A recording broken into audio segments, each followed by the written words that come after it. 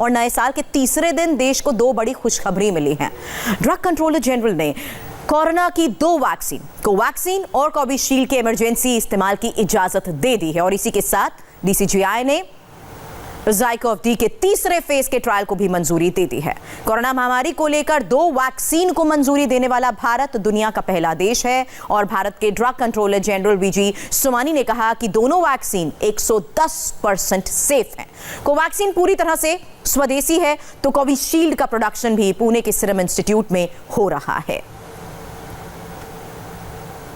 साथ ही बता दें ज़ाइकोव-डी का फेज 3 ट्रायल भी शुरू हो चुका है और इस बीच अभी तक कोवैक्सीन और कोविशील्ड के ट्रायल्स में जो नतीजे सामने आए हैं उसी का ओवरऑल डेटा एनालिसिस करने के बाद ये अहम फैसला लिया गया है और DCGI ने आज इस बात की जानकारी पूरे देश को दी कि दो वैक्सीन्स को इमरजेंसी यूज के लिए मंजूरी मिल रही है।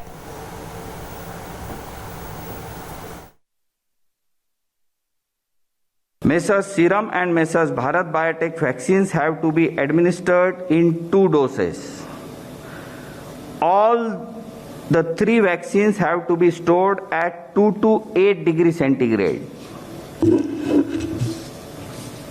After adequate examination, the CDSCO has decided to accept the recommendations of the expert committee and accordingly vaccines of Messrs Serum and Bharat Biotech are being approved for restricted use in emergency situation and permission is being granted to Messrs Cadila Healthcare for conduct of phase 3 clinical trial in India. देखो एक बात पे पूरा आप sure रहिए कि किसी में भी सेफ्टी का कंसर्न होगा, थोड़ा भी कंसर्न होगा तो हम उसको कभी अप्रूव नहीं करेंगे।